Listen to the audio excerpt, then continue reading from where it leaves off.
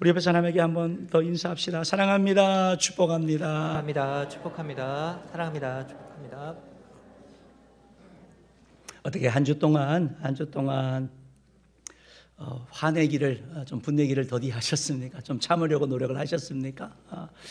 우리의 언어 생활에 대한 말씀을 나눴는데 우리가 말하는 거, 듣는 거 먼저 하려고 그러고 잘 들으려고 하고 또 말을 또 책임감 있게 또 신중하게 해야 되고 아울러서 화내는 건 조금 템포를 늦추는 그런 삶을 살아갈 때 우리 가정 가운데 또 기쁨이 있을 것이고 여러분 내면 가운데도 주의 은총이 임할 것입니다.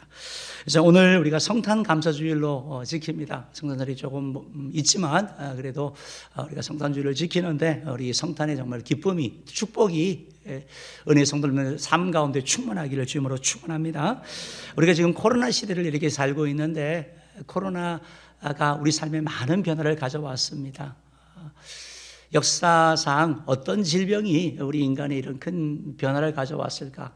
아마 코로나만한 것이 없을 것입니다. 우리 PPT를 한번 보시면, PPT를 하나 보시면 이런 코로나의 변화가 있습니다. 이건 단순히 그냥 일상의 변화이거든요. 일상의 변화. 그래서 사람들이 어떤 변화를 많이 했느냐. 코로나로 말미암아 TV 시청을 많이 한다. 유튜브를 많이 보고 개인의 시간을 많이 가지게 되고 직접 대면하는 일들보다는 언택하는 만나지 않는 가급적인 만남을 피하는 그런 시대 가운데 살게 되었고 우리 학생들은 줌을 통한 그런 수업 일이 많이 이루어졌고 직장 일도 재택근무가 많아졌죠. 가정들과의 시간을 보내면서 가족의 소중함도 이렇게 알게 되었고 코로나 이전에는 사람들과 만나는 거 별로 꺼리지 않았고 사람들이 기침을 하고 재채기를 하더라도 별로 신경을 안 썼는데 이젠 재채기를 하면 쳐다보죠. 감히 어떻게 재채기를 하냐고. 이런 변화가 우리 삶 가운데 있었습니다. 예배에 대한 변화도 마찬가지고요. 이런 많은 변화가 왔기 때문에 뉴욕타임스의 칼럼니스트인 토머스 프리드먼 같은 경우는 앞으로의 이 시대가 코로나 이전 시대와 코로나 이후 시대로 나눠질 것이다. 그래서 AC, BC, 그래서 before 코로나 또 AC, after 코로나에서 시대가 나눠질 것이다 라고 얘기를 했습니다. 그만큼 코로나가 앞으로 많은 변화를 가져올 것이고 한 번 시작된 변화는 과거로 돌아가기는 힘들다라고 얘기를 하고 있습니다. 어쨌든 이런 변화가 우리 삶 가운데 나타나는데 실질적인 그러나 이 코로나 바이러스보다 더 놀라운 변화를 일으키신 분이 계시죠. 그분이 바로 예수님이죠. 그래서 우리가 성탄 감사 예배를 드리고 성탄절 예배를 드리는 거 아니겠습니까? 뉴욕의 칼럼니스트가 인용했던 BC나 AC 그 근원이 바로 예수님이죠. 우리가 오늘도 2022년, 21년 이 달력을 쓰고 있지만 이 기준이 바로 기원 후거든요. 기원 후. 우리말로 하면 기원 후, 기원 전으로 되어 있지만 영어로 하자면 기원 전은 before Christ, 즉 예수 탄생 이전, 그리스도 전으로 표현되는 것이고 기원 후는 아노 도미니 해서 주님이 통치하시는 주님의 날 이후로 시작이 되어서 예수님의 오신 예수님의 그 통치 이후를 통해서 우리가 기원 후로 사용하고 있습니다. 예수께서 우리 인류에 준 변화는 이루 말할 수 없는 엄청난 그러한 변화인 것이죠. 오늘 저는 이사야 말씀을 같이 이렇게 읽으면서 이 주님께서 우리 삶 가운데 주신 어떤 그런 변화를 같이 이렇게 조금 살피기를 원하는데 그 전에 오늘 이사야에 대한 내용들을 먼저 조금 살펴보기를 원합니다.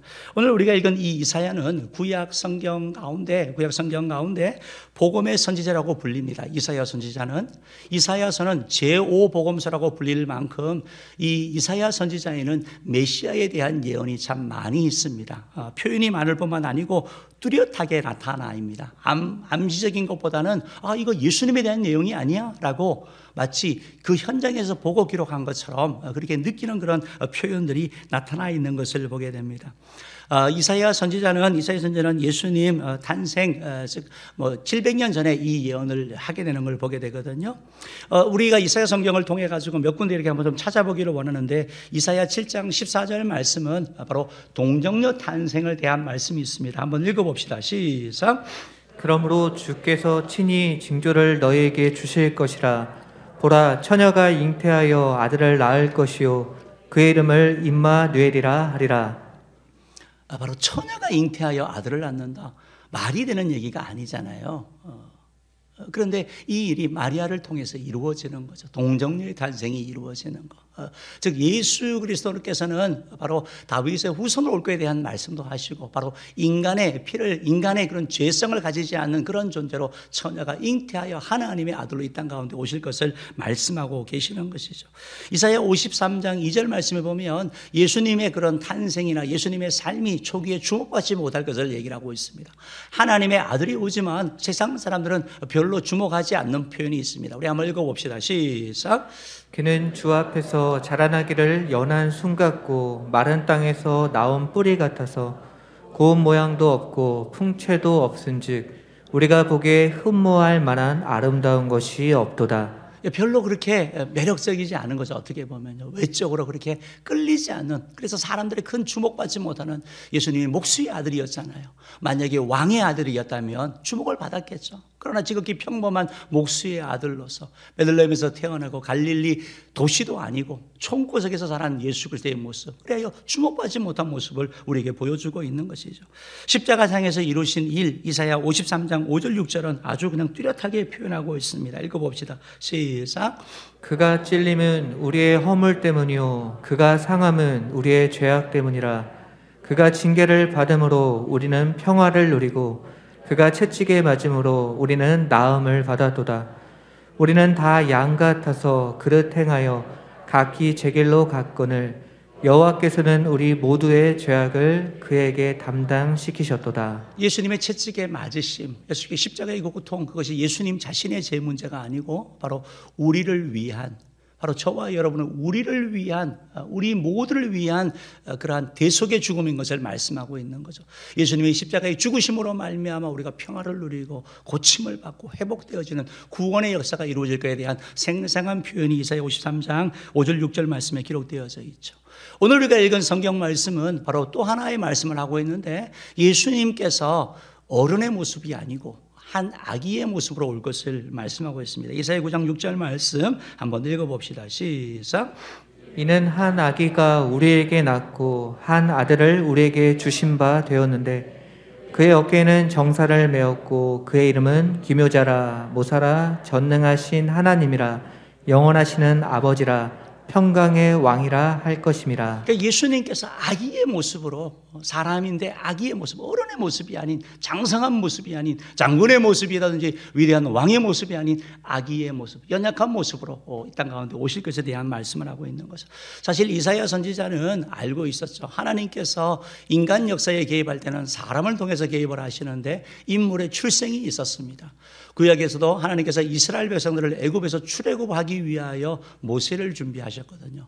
모세라는 한 인물이 출생하고 나서 그를 통해서 출애굽의 역사가 일어났던 것처럼 모세와 비교할 수 없는 인류의 구원을 이룰 새로운 참된 메시아가 오실 것인데, 그분이 바로 한 아기로 이 땅 가운데 올 것에 대한 예언의 말씀을 우리에게 기록하고 있다는 것입니다.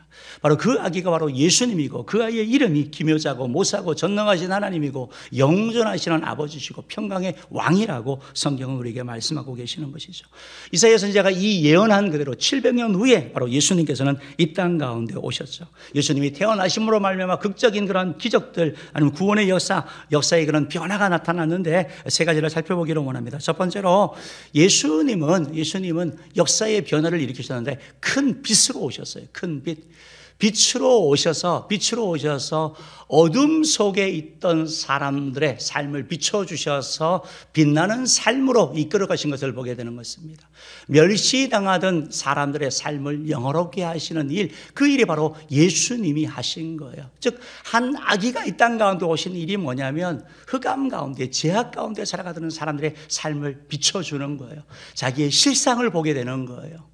아, 내가 이 흑암 가운데 이런 제약된 삶을 내가 이렇게 살았구나. 그게 혐오하게 되는 것이고, 아, 이건 아니지 깨닫게 되는 것이고, 돌이키는 역사가 일어날 뿐만 아니고, 그리하여 빛된 삶으로 이끌 뿐만 아니고, 어떻게 보면 무력하고, 어떻게 보면 연약하고, 어떻게 보면 정말 제약 가운데 있어서 사람들의 조롱거리고 무시당하던 사람들을 주님께서 일으켜 세우는 일, 손가락질 받던 사람들을 영화롭게 하는 일들이 바로 우리 어린 한 아기인 예수님을 통해 일어나는 걸 보게 되는 것입니다. 우리 1절 말씀 한번 더 읽어볼게요. 1절 말씀 읽어봅시다. 시작.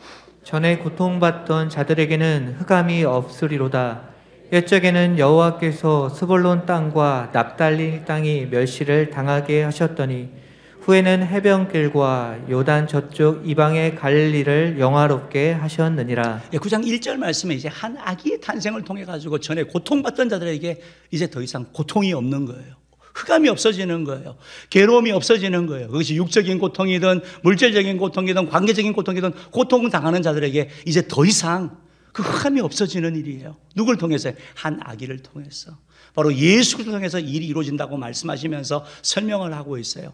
여러분, 옛적에라고 되어 있고 후에라고 되어 있습니다. 옛날에는 이랬는데 후에는 이렇게 될 거야 라고 말씀하고 있습니다. 옛적에는 여호와께서 스불론 땅과 납달리 땅이 멸시를 당하게 했다. 그리고 후에는 해변길과 요단 서쪽 이방의 갈릴리를 영화롭게 했다. 여러분, 스불론과 납달리는 이스라엘의 12지파의 2지파를 얘기를 하는 거예요. 이들이 있었던 그곳을 뒤에서 표현하기를 해변길과 요단 저쪽 이방의 갈릴리라고 표현하면서 그 동이어라고 보시면 훨씬 더 나아요. 그러니까 같은 지역인데 한때는 멸시를 당했는데 그 멸시받던 그 땅이 영화롭게 된다. 하나님께서 하셨다라고 말하고 있습니다. 지도를 한번 살펴보면 조금 더 나은데요. 한번 보십시오. 지도를 보시면 이스라엘 백성들이 가나안 땅에 들어가서 12지파를 분배를 받잖아요. 12지파 분배를 받는데 납달리와 스불론이 바로 북쪽 지역에 있게 되는 거예요. 북쪽 지역에. 그러니까 전쟁이 나든지 이방 민족의 침입이 있을 때 제일 먼저 어려움을 당하는 지역이 바로 저 지역인 거예요. 그래서 납달리와 스불론 땅이 그래서 오늘 성경 말씀 가운데도 멸시를 당했다고 말하고 있습니다. 여러분, 전쟁이 일어나고 침범이 일어나면 포로로 끌어가죠, 사람들을요. 그리고 그 땅 가운데 이 사람들이 들어오는 거예요. 그리고 나서 혼혈이 태어나게 되는 거죠. 거주함으로 말미암아. 그러면 무슨 일이 일어나는 거예요? 유대인들은 핏줄을 중요하게 여기잖아요. 자신의 길이 멸시하는 거죠. 사실은 불쌍한 사람들이지만 그들을 향하여 조롱과 멸시가 있는 겁니다. 그래서 예수님 당시에도 요한복음에 보면 나사렛에서 무슨 선한 게 날 수 있겠느냐, 갈릴리에서 무슨 선지자가 날 수 있느냐, 이런 말이 그렇게 조롱하는 그런 문화가 있었다라는 거예요. 그랬던 그곳이 한 아기의 출생을 통해서 멸시받던 그들이 바로 영화롭게 되는 일이 일어나요. 어떻게 그 땅이 영화롭게 될까요? 한 아기의 출생을 통해서 영화롭게 돼요. 그 아기가 바로 예수님이거든요. 여러분, 조롱받고 멸시받던 그곳에 왜 영화롭게 되면 예수님을 통해서 영화롭게 되는데, 예수님은 베들레헴에서 탄생하셨죠. 지도 보시면 밑에 있잖아요. 베들레헴에서 탄생하시지만 예수님이 성장하신 곳은 갈릴리예요. 갈릴리에서 대부분 저 지금 이방의 갈릴리로 가는 저곳에서 나사렛 예수라고 불리잖아요. 저곳에서 예수님은 사역을 하셨다라는 거예요. 우리가 아는 예수님의 제일 먼저 한 가나의 혼인잔치, 그것이 바로 이방의 갈릴리에서 일어나는 일이에요. 예수님이 12제자 가운데 베드로와 안드레, 야고보 같은 그 제자를, 첫 제자를 어디서 부르십니까? 갈릴리 호수에서 부르거든요. 저 지역에서 일어나는 일이라고요. 예수님께서 해당에서 가르치시는 첫 사역이 바로 저 지역에서 일어난다고요. 예수님의 첫 번째 복음 선포가 저 지역에서 일어나요. 신약 성경에 기록된 많은 이적 가운데 많은 이적이 바로 저 갈릴리 지역에서 일어나게 돼요. 낯선 이방의 갈릴리라고 하는 저 지역에서 일어나게 되는 걸 보게 되는 겁니다. 예수님께서 십자가에 죽으시고 부활하셨죠. 부활하시고 나서 예수님은 제자들을 어디서 만났습니까? 갈릴리 호수에서 만났거든요. 그것도 바로 저 이방의 갈릴리라는 저 지역이에요. 조롱과 멸시를 당하던 저 지역이 예수님의 탄생을 통해서, 예수님을 통하여 영화롭게 되는 거예요. 한 지역이 빛나는 것은 바로 예수님을 통하여, 바로 예수님의 삶을 통하여 이 일이 일어났다라고 말하고 있습니다. 2절 말씀 이렇게 한번 조금 더 볼게요. 2절 말씀 한번 봅시다. 시작. 흑암에 행하던 백성이 큰 빛을 보고 사망의 그늘진 땅에 거주하던 자에게 빛이 비치도다. 즉, 흑암에 행하던 백성들, 사망의 그늘진 땅에 거주하던 자들이 바로 스불론과 납달리 땅에 살던 사람들을 표현하는 거예요. 저 표현이에요. 흑암에 행한다라는 것은 제약 가운데 살아가는 거, 어두움 가운데 살아가는 거예요. 고통 가운데 살아가는 걸 얘기를 하는 거죠. 그 백성들이 큰 빛을 봐요. 그 큰 빛이 누구라고요? 예수님, 메시아를 보게 되는 거예요. 이방의 갈릴리 땅에서 활동하시는 예수님의 말씀을 듣고 예수님의 모습을 보게 되는 거죠. 사망의 그늘질 땅, 그 땅은 소망이 없거든요. 절망 가운데 미래가 있는 것이 아니거든요. 그 땅에 거두던 자들이 빛 대신, 금빛 대신 예수님이 그들 가운데 비침으로 말미암아 새로운 소망을 나타내게 되는 것을 말씀하고 있는 것이죠. 예수님이 오셔서 하신 일이 바로 이 일이다라고 성경은 말씀하고 있는 거죠. 빛 대신 주님께서 오심으로 말미암아 불안과 공포, 어둠, 저주, 이 모든 것들을 물리치시는 생명의 빛의 역할을 하시게 되는 거죠. 빛의 비침으로 말미암아 지혜를 알게 되는 거예요. 예수님께서 사마리아 여인이 남편 다섯을 돕고 지금 다른 남자와 살고 있었어요. 그런데 이 여인은 행복하기를 원했지만 행복을 누리지 못했어요. 그런데 이 여인이 예수님과 만남을 통해 가지고 자신을 보게 돼요. 자신의 죄를 보게 된다고요. 자신의 추함을 깨닫게 된다고요. 여러분, 우리가 깜깜하면 내 얼굴에 뭐가 묻었는지 몰라요. 그런데 빛이 비치잖아요. 그럼 내 얼굴에 추한 모습이 보여지게 되는 거예요. 드러나게 되는 거예요. 큰 빛 대신 예수님이 그 가운데 임함으로 말미암아 그 추함을 깨닫고 빛된 삶을 향해서 나아가게 되는 거죠. 더 이상 죄짓지 않는 삶을 향해서 도전하게 되고 그렇게 살아갈 수 있는 길이 열리는 것이죠. 큰 빛 대신 예수님께서 우리 가운데 오심으로 말미암아 빛의 역사를 시작하시는데 제약된 삶이 아닌 바로 빛된 삶을 향해서 나아가게 하고 우리 속에 있는 그 어두움의 생각들을, 어두움의 상처들을 주님께서 드러내시는 걸 보게 되는 거예요. 어떤 목사님이 한 간증을 이렇게 들었어요. 간증이 들었는데 이 목사님은 어머니가 일찍 돌아가시고 계모와 함께 이렇게 살게 되었어요. 그런데 예수 믿는 집은 아니었는데 동네 형을 통해 가지고 이렇게 복음을 듣고 그래서 교회를 다니기 시작을 했어요. 교회를 다니기 시작하는데 그 형이 그런 얘기를 했대요. 너 하나님의 아들이 되었으니까 기도하면 하나님이 들어주셔.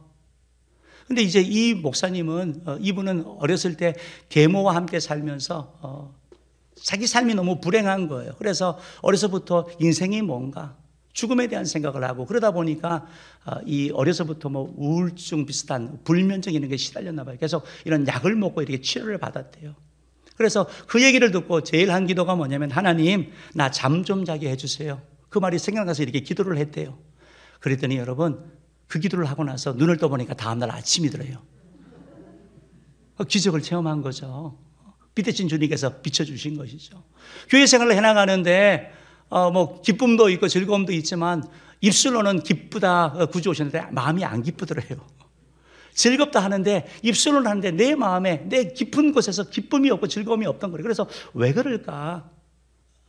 그런 가운데 뭘 알게 되면 내 속에 어둠이 있다는 걸 알게 되는 거예요. 그 어둠은 바로 과거의 상처와 죄로 말미암아 생긴 그런 아픔이어서 이 목사님이 그런 기도를 하기 시작했대요. 하나님, 내 속에 아픈 상처가 있으면 드러나게 하시고 아픈 상처가 있으면 생각나게 해달라고 떠오르게 하고 생각나게 해달라고. 여러분, 죄는 항상 어두움 가운데 역사해요. 이번에 우리 대통령 선거를 이렇게 앞두고 어떤 대통령 후보자의 아들의 어떤 도박 사건이나 어떤 그런 마사지 이런 사건들이 있었잖아요.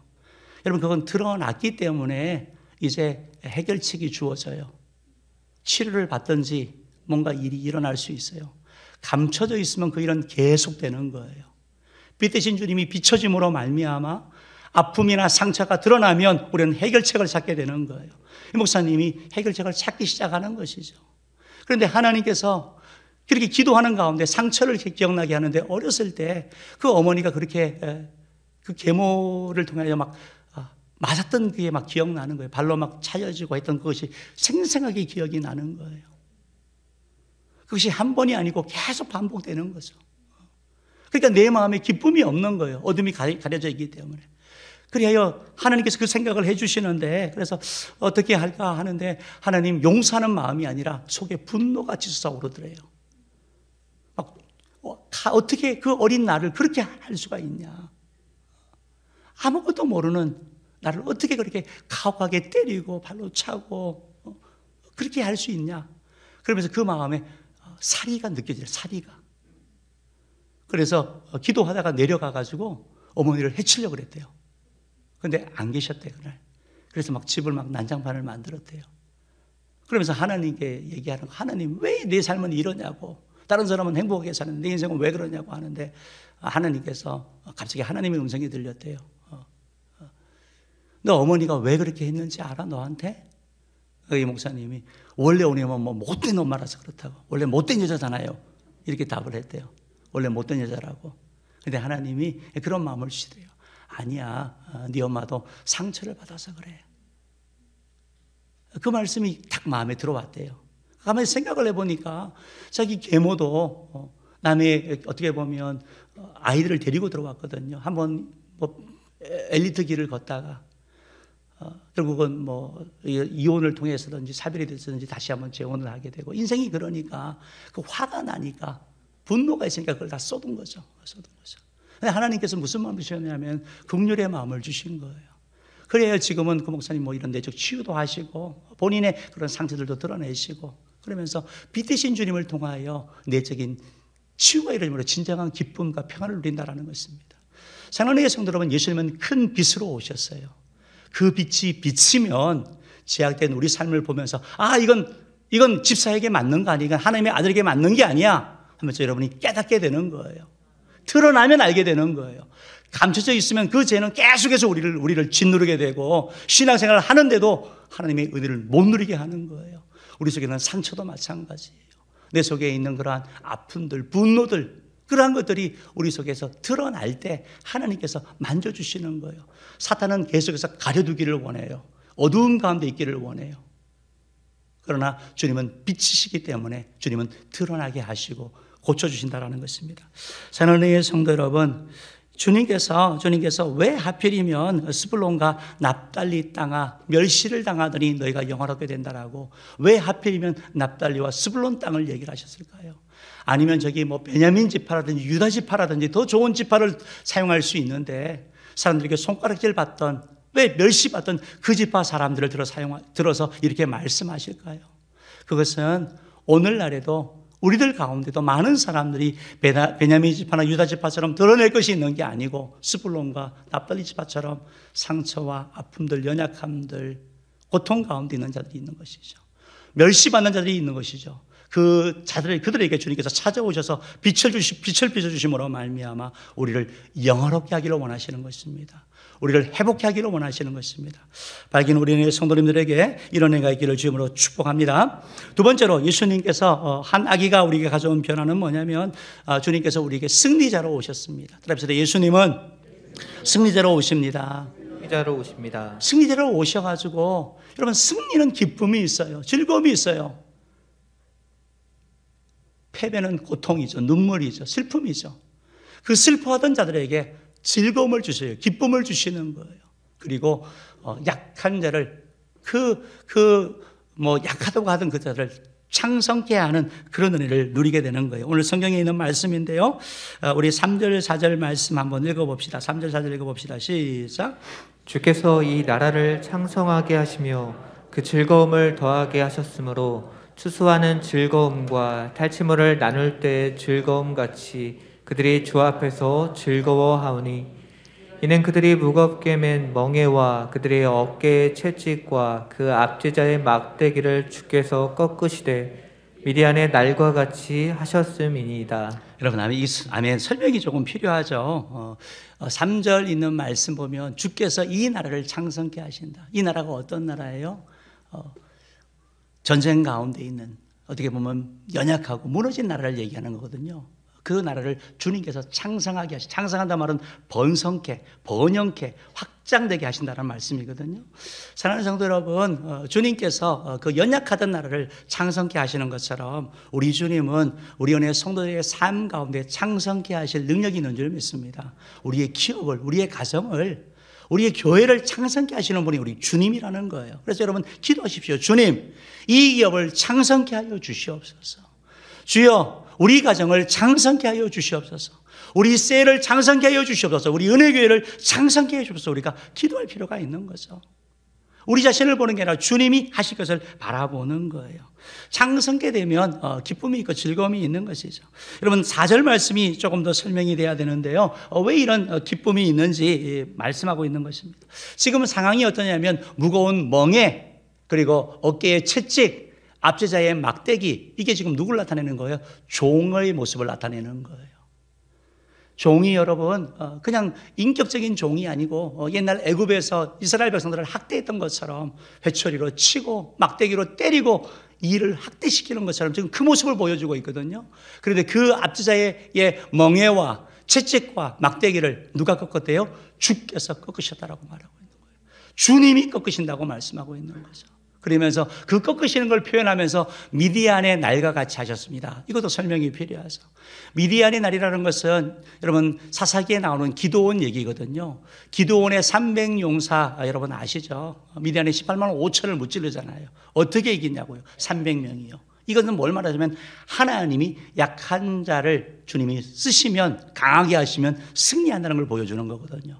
승리가 주께 있는 걸 보여주는 거예요. 미디안의 날처럼 한다는 것은 이스라엘의 자기의 힘, 자기의 능력이 아닌 주님의 도우심으로 꺾으신다라는 거. 주께서 승리하신다는 것이 이 말씀이에요. 그래서 이스라엘 백성들이 창성게 되는 것이 내 능력, 내 힘, 내가 아니고 주님께서 하신다라는 겁니다. 주님께서 창성케 하셔서 그들에게 뭘 주신다고요? 즐거움을 주신대요. 기쁨을 주신대요. 우리 3절 말씀 한 번 더 봅시다. 3절 말씀 한 번 더 읽어봅시다. 시작.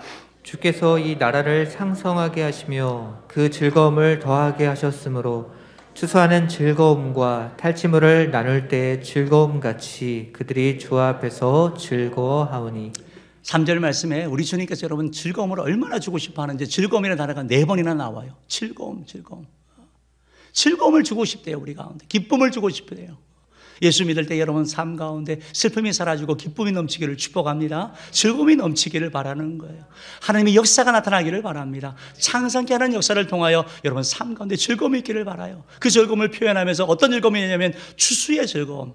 여러분 추수해가지고 곡식 거두는 게 기쁘잖아요. 즐겁잖아요. 이전에는 어땠어요? 곡식을 거둬도 이방민족이 다 뺏어가 버리잖아요. 심었는데 30배, 60배, 100배의 결실을 맺어봐요. 얼마나 기쁘고 즐겁겠습니까? 그 즐거움을 주님께서 주시는 거예요. 탈취물을 나눌 때의 즐거움. 전쟁을 해가지고 이긴 자가 탈취물을 가지는 거예요. 승리한 자가 탈취물을 가지는 거예요. 그것을 승리 후에 나누는 그 기쁨, 그 즐거움까지 주님께서 즐거워하게 하는 거예요. 그래야 주님 앞에 즐거워하고 기뻐하는 거. 하나님 감사합니다. 하나님 기쁘다고 고백하는 이런 일들이 이루어지는 것을 말씀하고 있는 것입니다. 사랑하는 은혜의 성도 여러분, 주님께서 미디안의 날과 같이 주께서 꺾으시고 미디안 날과 같이 하시다는 사실을 기억하시기 바랍니다. 미디안 날과 같이 작은 것이지만 연약하지만 주님이 도우시면 되는 거예요. 나는 못해요. 나는 능력이 없어요. 그런데 주님이 도우시면 가능합니다. 미디안 날과 같은 일이 일어날 수 있는 거예요. 그렇기 때문에 우리가 할 일이 뭐냐면 자꾸 주님을 바라보는 거예요. 주님을 바라보는 거. 주님을 의지하는 거라고요. 나에게 능력 줄 수 있고 나를 도우실 수 있는 주님을 바라볼 때 주님께서 일하시고 주님께서 새롭게 하시는 것이죠. 여러분 주님께서 이 일을 하시기 위하여 십자가에 못 박혀 죽으셨거든요. 이 일을 위하여 바로 주님께서 채찍에 맞으셨거든요. 나 대신 고통당하시고 나에게 회복의 은혜 주셨다라는 것입니다. 사랑하는 의의 모든 성도 여러분, 바라기는 성탄을 통하여 여러분 삶 가운데 승리의 고백이 있기를 주님으로 축복합니다. 난 안 해, 난 안 돼, 난 못 돼 라는 말이 사라지고 내게 능력 주시는 자 안에서 내가 모든 것을 할 수 있다고 고백하면서 우리 주님을 바라보면서 나아가는 약한 자를 강하게 하시는 연약한 자를 세우시는 주님을 바라보는 저와 여러분들 주님으로 축복합니다.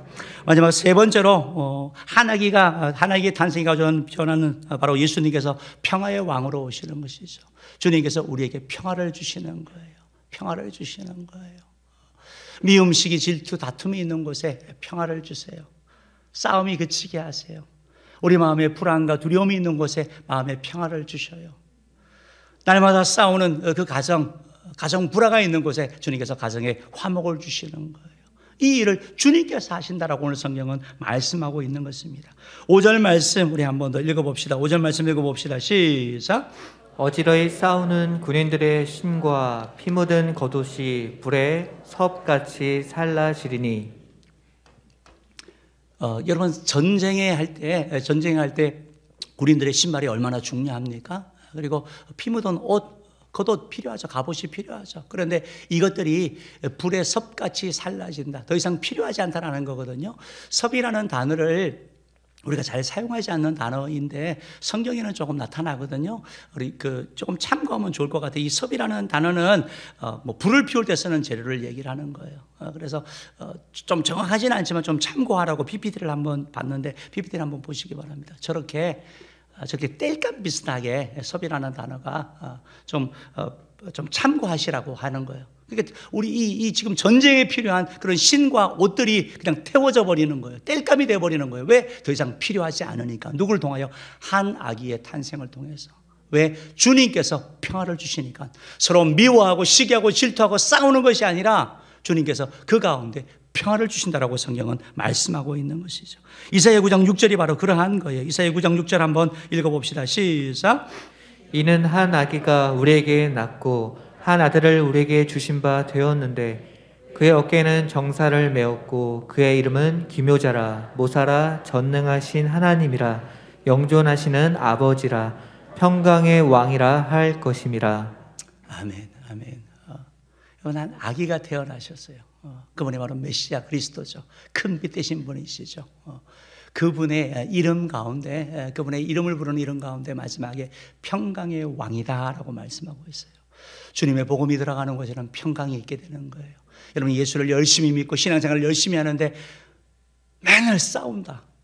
예수를 잘못 믿고 있는 거예요. 예수를 열심히 믿고 봉사하고 섬기는데 가정에 가서 맨날 싸움만 한다. 이건 문제가 있는 거예요. 평강의 왕 주님께서 여러분 마음 가운데 들어가셔야 되는 거예요. 여러분 속에 있는 그런 상처들이나 아픔들이 해결되어야 되는 거예요. 그래야지 평화를 맛보게 되는 것입니다. 여러분, 예수님을 통하여 일어났던 역사적인 사건이 있었는데요. 세계 1차 대전을 하면서 전쟁하는 가운데 성탄절을 맞이하여 휴전이 일어났어요. 그 영화로 만들었거든요. 2005년에 이 실화를 바탕으로 영화로 만들었는데 우리 PPT 한번 좀 보여주실래요? 메리 크리스마스라는 영화예요. 프랑스 감독이 만들었는데 2005년에 만든 그런 영화예요. 다음도 보면 메리 크리스마스 2014년에 일어난 휴전 감동 실화 영화 이야기거든요. 실제적으로 1차 세계대전을 하면서 프랑스군과 스코틀랜드의 연합군과 독일군이 전쟁을 하고 있는 거예요. 그런데 성탄절이 되었어요. 그러니까 이 전쟁을 하다가 갑자기 캐롤을 부르는 거예요. 기쁘다고 좋으셨네. 뭐 찬양을 하는 거죠.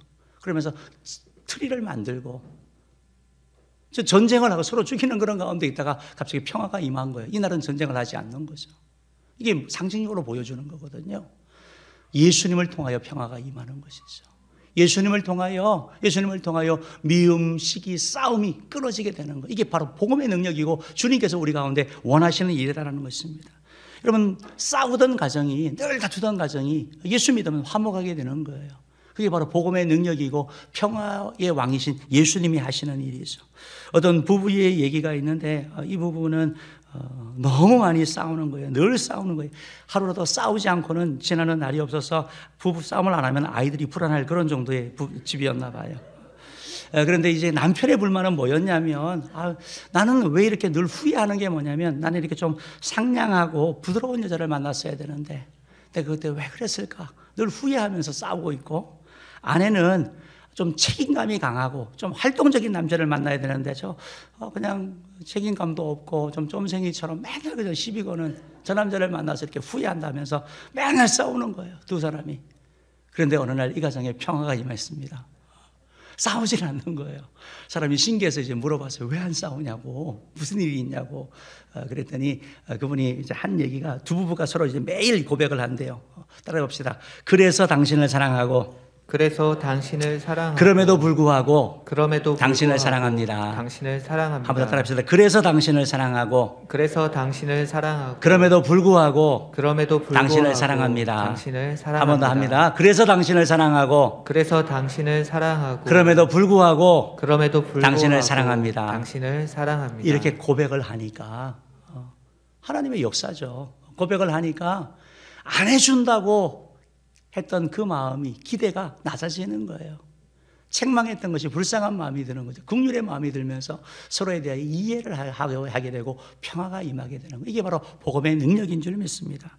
사랑하는 성도 여러분, 예수님은 우리의 마음에 평화를 주기 원하시고 친히 아기가 되셔서 십자가에 못 박혀 죽으심으로 말미암아 하나님과의 우리의 관계에 평화를 이루셨습니다. 사랑과의 관계에 평화를 이루셨습니다.